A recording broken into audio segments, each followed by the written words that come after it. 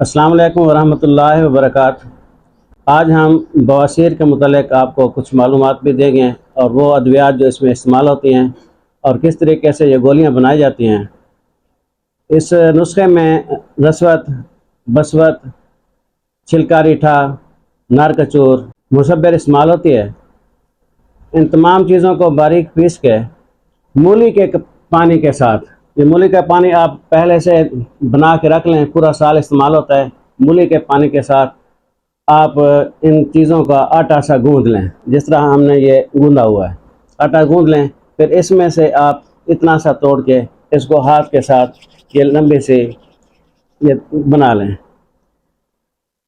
اب اس کو آپ گولی میں تبدیل کریں، گولی بنا لیں۔ یہ چھوٹی چھوٹی اس طرح چنے سے کچھ بڑی گولیاں بنا لیں۔ گولی بنانی ہے اس طریقے سے۔ اس کے اجزاء نارکچور، چھلکا ریٹھا، رسوت، بسوت اور مصبر، یہ برابر وزن باریک پیس کے آپ اس کا آٹا بنا لیں۔ پھر اس کو آٹے کی طرح گوندھ لیں، جس طرح یہ چیز گوندھی گئی ہے۔ پھر اس کو اس طریقے سے گولیاں بنائیں۔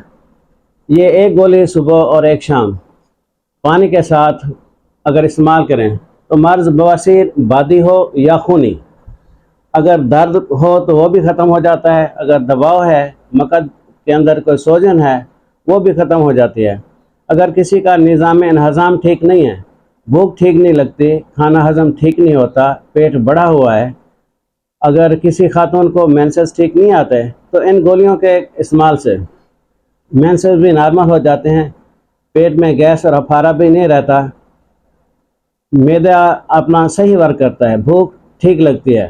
اگر مسلسل بندہ استعمال کرے تو یہ مصفی خون ہیں، پھوڑے، پھنسی، داغ، چنبل، خارش وغیرہ یہ ٹھیک ہو جاتے ہیں۔ ان گولیوں کے استعمال سے ہم کثیر فائدہ حاصل کر سکتے ہیں۔ اگر یہ ہم صبح شام استعمال کرتے رہیں تو بڑھا ہوا پیٹ کم ہو جاتا ہے، وزن بھی انسان کا کم ہو جاتا ہے۔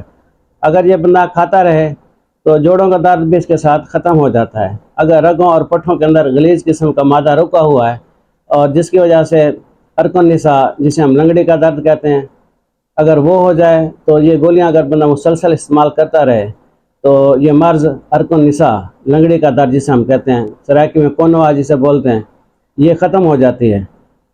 یہ آسان سا نسخہ ہے، بنائیں اور اس کا فائدہ حاصل کریں۔